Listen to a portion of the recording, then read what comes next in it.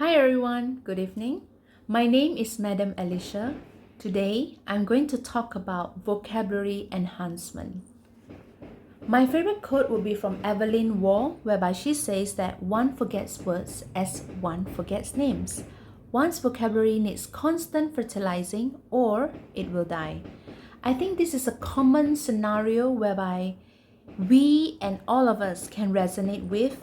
How often do we learn a new word only to forget it a few seconds later? It's kind of common, right? Now, you'll be wondering, oh teacher, I'm able to write a good essay, I get quite high marks in my writing, so why do I need to enhance my vocabulary? Well, in this segment, I'm going to let you compare and contrast a few essays, and then you can judge for yourself which is the better essay. The first essay, My Teacher. My teacher is a good teacher. She teaches me good English words to use in my writing so that I can be good in English. She always tells us good stories during class and I enjoy her good lessons. In this essay, there are no grammatical errors. However, the word good has been repeated not once, not twice, but 5 times in a single paragraph. And this is commonly found in most students' essays, whereby they will just repeat the word that they know throughout the whole essay. Now, in this essay, I've replaced the word good with a few other synonyms of good. Okay, let me read it to you. My teacher is a remarkable teacher. She teaches me excellent English words to use in my writing so that I can be outstanding in English. She always tells us interesting stories during class and I enjoy her amazing lessons. Now, if you can compare and contrast, in here you would see it's all good, okay? And the next one, you have a few other range of vocabulary such as remarkable, excellent, outstanding, interesting, amazing. Now, if you are an examiner, if you were to look at this essay, you would think that, wow, this student has a wider range of vocabulary. She knows what she's talking about. And she gives precise diction, precise words to describe her teacher. So, obviously, this is a better piece of writing. Now, the next one. Now, this is a common topic. Health is wealth. Having good health is important in life because it enables us to do many important tasks every day. Thus, we should try to exercise every day so that we can keep our bodies fit. After all, health is important to us. You would think, again, teacher, the essay is grammatically correct. I don't see anything wrong with it. I think I can award it a band 5 or a band 6. Well, of course, there's nothing wrong with this essay. However, the words important has been repeated twice. If someone is proficient in English, can't they come up with a better word than important throughout the whole essay? I'm sure you can. Now, what about the word everyday? It's been repeated twice. Now, this is the second essay. Having good health is important in life because it enables us to do many crucial tasks every day. Thus, we should try to exercise daily so that we can keep our bodies fit. After all, health is significant to us. So, instead of writing important throughout the whole essay, I've replaced them with the word crucial and significant. And instead of saying every day twice in a row, I've used daily to replace it. So every day, daily. Important, crucial, significant, essential, vital. These are all some of the words that you can play with during your writing. Obviously, this is a better piece of writing, right? Now, you would think, oh teacher, why is vocabulary enhancement important? Well, for once, vocabulary is the foundation of language. Vocabulary allows you to have the ability to say what one truly means. By having several words at your disposal for describing an event or emotion, you can be explicit when sharing your ideas and opinions. A large vocabulary develops other language skills such as reading, writing, speaking, and listening. A rich vocabulary is associated with greater academic performance, allowing one access to a wider range of learning materials designed for both native and non-native speakers. There is clearly a strong link between a person's understanding of vocabulary and an individual's skill with language as a whole, whether as a native or a language learner. Native speaker refers to those who originally speak English as their first language.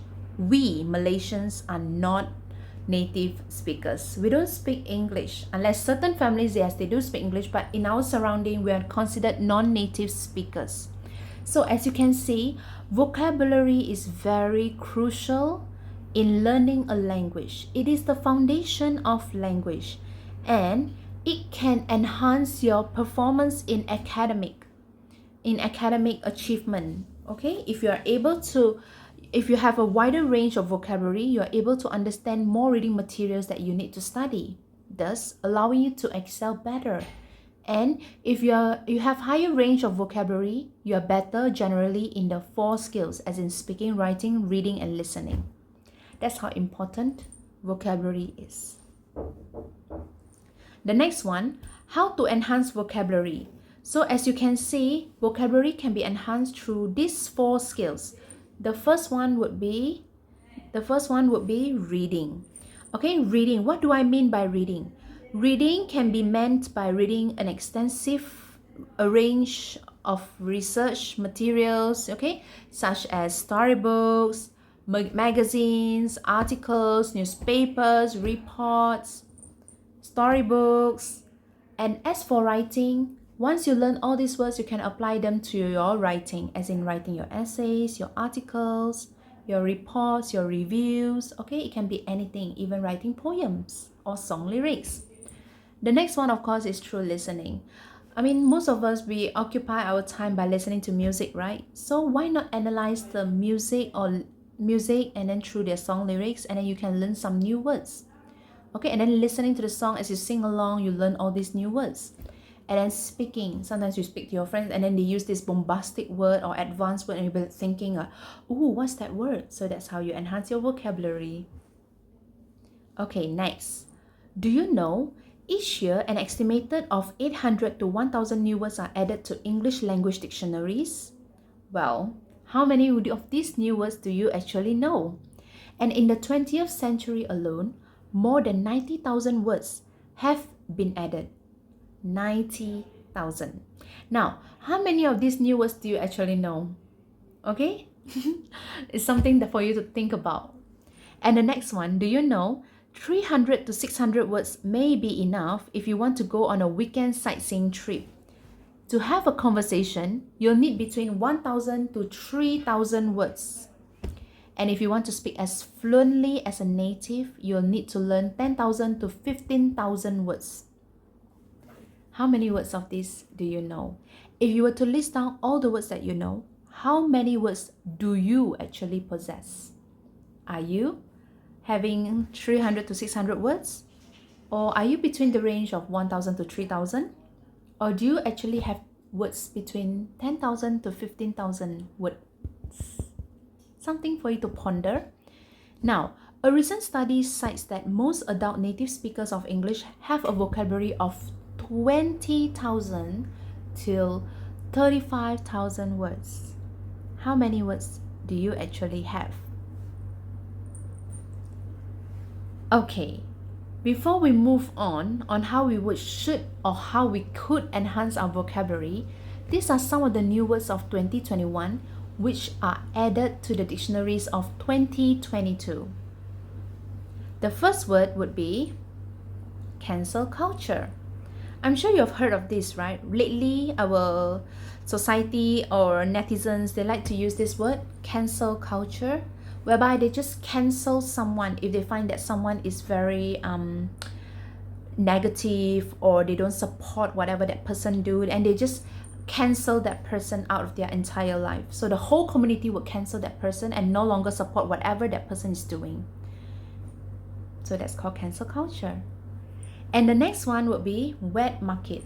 This is a very a common word that we have actually used, but right now is just added to the dictionary. Wet market, okay, whereby you can buy fish, meat, okay, all the wet kind of food in the market, all right? And the next one is decarceration. Decarceration is the effort to limit the number of people being put behind bars. That means you're limiting the number of people who are put into jail. So this is a new word for 2022. Dictionaries, of course. And the next one you have is Makerspace. Okay, Makerspace is a collaborative workspace inside a school, okay, whereby all of you can use the same space to work together for learning, exploring, or sharing knowledge and ideas. It's called a makerspace. Okay, it can be inside a school, a library, a separate public facility. And the next word will be co-working. Okay, co-working is an arrangement in which workers of different companies share a common office space, allowing cost savings and convenience. So there'll be a few companies sharing the same space, and this is called co-working. The next one is crowdfunding. I'm sure you've heard of this. Okay, it's kind of popular last year. Crowdfunding, whereby they donate, people, netizens, online users, they can donate certain amount of money, and then every one of us donate a certain amount of money, which accumulate to a bigger amount, and this amount of money can be used to help someone in need, and that's called crowdfunding. Okay, so these are all the new words of 2021 which are added to the 2022 dictionary. Interesting, isn't it? Okay, next. You'll be wondering, oh my god, so vocabulary is really important. But how do I enhance my vocabulary? What do I do when I learn a new word? I'm going to show you in the next segment. But before I do that, I would like to introduce you to the 4 types of word forms that are commonly found in the dictionary. And you have to know these words. If you don't know, you might not even know how to use the words in your essays properly. Okay, so the first one would be noun. Okay, noun. The first one is noun. Kata nama. Nouns. All the things that you can see, they are basically noun. A teacher, a girl, a woman, a chair, a table, a tablet, a laptop, a computer, a mobile phone, cable, an earring. Okay, anything that you can see, they are noun. Okay, even things that you can't see, they are noun. Okay, uncountable things such as love, air, wind, sand. Sand you can see, of course. Okay, so they can be feelings and they can be nouns. Sadness, happiness. Okay, nouns. The next one you should know is verbs. Verbs are kata kerja. They are action verbs. Verbs are things that you do. For example, I'm talking right now. I'm presenting, talking. You're listening. You're learning. Okay, so learn, teach, listen, sit, watch. These are all verbs. As you drink water, drink is a verb. Eat is a verb. Okay, and the next one is adjectives. Adjectives are words that we use to describe something. For example, you're in your room right now. Oh, my room is so clean. Clean is an adjective. And then you can also describe someone. Oh, that lady is a bit chubby, maybe. Chubby is an adjective. And you can say, oh, the table is round. Round is an adjective. My friend is tall. Tall is an adjective. Okay? The next one is adverbs. What are adverbs? These are not commonly used actually. It's commonly used, but you may not know them as adverbs. Adverbs are words to describe the adjectives. Okay, like for example, how do you drive? I drive slowly. So slowly is an adverb. How do you eat? I eat quickly because I'm hungry. Quickly is an adverb. How do you paint? Oh, I paint the picture beautifully. So beautifully is an adverb. All the words that end with the word ly, most of them, they are adverbs. Beautifully, slowly, quickly, carefully, slowly, quickly, carefully, cleanly, thoroughly. So these are all adverbs. Okay, next. So in my vocabulary notebook, what I do is that I always prepare a notebook. So every time I read a reading material that I can, and then I come across a beautiful word that I don't know of, I'll write it down in my notebook and I'll write down the meaning. And this is how I do it actually. As you can see, I've learned this word dower, and it's an adjective. Okay, as you can see, ADJ is a shortcut for adjective, so I'll write it adjective, because if not, you will get confused with thinking, oh my god, is it a noun, is it an adverb, how do I use it in an essay, in a sentence? So this is how I do it. I write it as an adjective, and then this is the meaning. Okay, the whole meaning, I'll write it down. These are the synonyms and the meaning. Okay, and then EG stands for example, so I'll write the captain's dour look depressed us all. Okay, as you can see, dour means sullen, gloomy, severe, stern. So the captain's dour look, so his face, the way he looks, okay, like very sullen, okay, depress us all, makes us sad. Okay, then the next one, the next example is his dour criticism made us regret having taken up the job. Okay, so his criticism is not really positive, and that's why they are regretting their action for taking up the job. And the next one I did is I'll always write down the noun of the verb, downers, and the adverb, dourly. Okay, so when I learn this word, then I know, oh, this is the noun. Okay, this is the noun, this is the adverb, and this is an adjective. So I won't mix them up, and I'll use them correctly. Because in writing, if you don't use them correctly, you will be penalized. So always make sure that you're using the correct word form in your sentences. Okay, moving on. The next one, assuage. So what is the meaning of assuage? As you can see, assuage is a verb. Okay, it's a verb. Okay, assuage is a verb. What is the meaning? There are three meanings. As you can see, I labeled them as A, B, C. So the first meaning is to make milder or less severe. For example, as you can see, EG is example. There's no way you want to write something long in your notebook, right? You're not a dictionary. You just want to learn the words. So you can just write EG, okay? To assuage one's grief or to assuage one's pain. Meaning lessen, you know, lessen, L-E-S-S-E-N, lessen, to reduce. Okay, to reduce one's grief. Grief is sadness. To reduce one's pain. So assuage is like to reduce, to make it less severe. Less severe, less serious. Okay, the next one is to appease or to satisfy. Okay, as you can see here, to appease or to satisfy. So, to assuage one's hunger. When you're hungry, you just want to eat something, right? To assuage your hunger. Or when you have desire and wishes, to assuage one's wishes or desires. The next meaning would be to soothe, to calm. Okay, to assuage his fears, to assuage her anger. That means to calm her down. Soothe and calm is the same meaning. Soothe and calm is like to make someone feel more calm and more peace or at ease. So you're assuaging his fears. So this is what I would do in my vocabulary book. So my vocabulary book is very thick. It's like this thick. I wish I have it right now, but I forgot to bring it down with me. So I cannot show you. I wish I could show you. I had it since I was 17 years old actually. I started it when I was 9 years old, and then the books, I don't know how many books I've used, and they have all finished. I've run out of pages, so I decided to buy a thicker book. I think there are 200 pages, so I've been using that since I was 17 until now.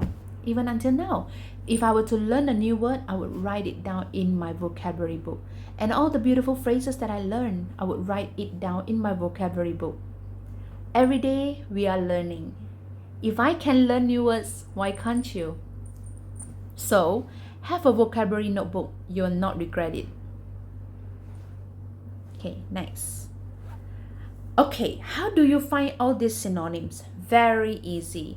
In the past, I have to buy a different dictionary, which is called the Thesaurus. Okay, this is the important word that you need to know. Thesaurus. Okay. So Thesaurus, they used to have a dictionary. Actually, now you still have it under Oxford. You still have Oxford Thesaurus. So in this book, right, it's a small dictionary. In this book, if, for example, you go find the word happy, and it will give you all these synonyms, as you can see, all these synonyms that you can use for happy, to replace happy.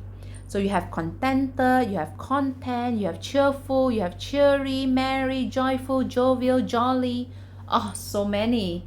Okay, so these are all the synonyms for happy. So instead of repeating happy, happy, happy, happy, oh my god, I read until I get bored. So why not you mix it up? Use the word cheerful, content. She feels contented. She feels carefree. She feels delighted to know that he is coming, for example. Okay, so go to Google, and then type whatever word that you're looking for, and then type thesaurus. Okay, this is your keyword, thesaurus. Very important.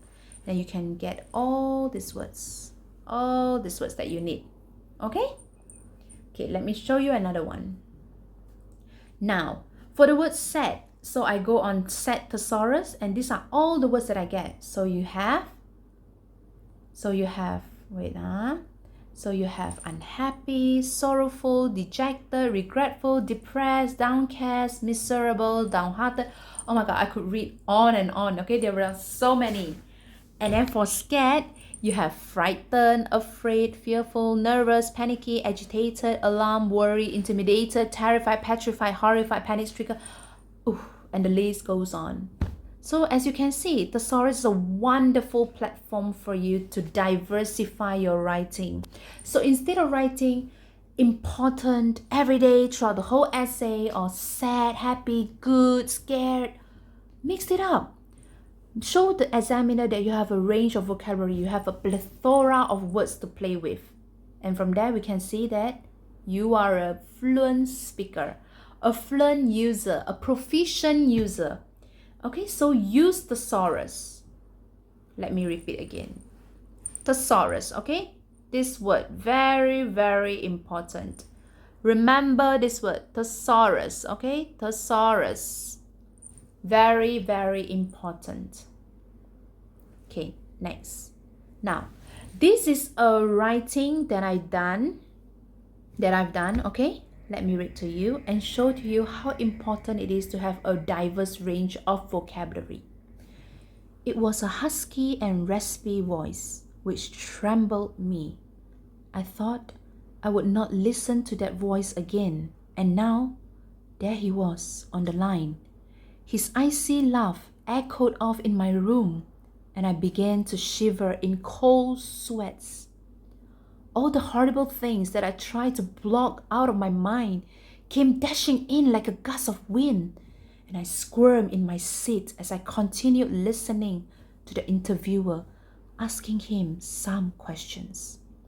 During the interview, my breath suddenly caught in my throat. Okay, so as you can see here, I use the word caught in my throat, dashing in like a gust of wind, husky, raspy voice, trembled me. Okay, so these are all the words. Okay, icy laugh. It gives you a very clear imagination, don't you? When you read this first paragraph itself, wouldn't you want to know what happened to the writer? What happened in the story? This is how you want to captivate readers. You know, you want to lure them and attract them so that they want to read further.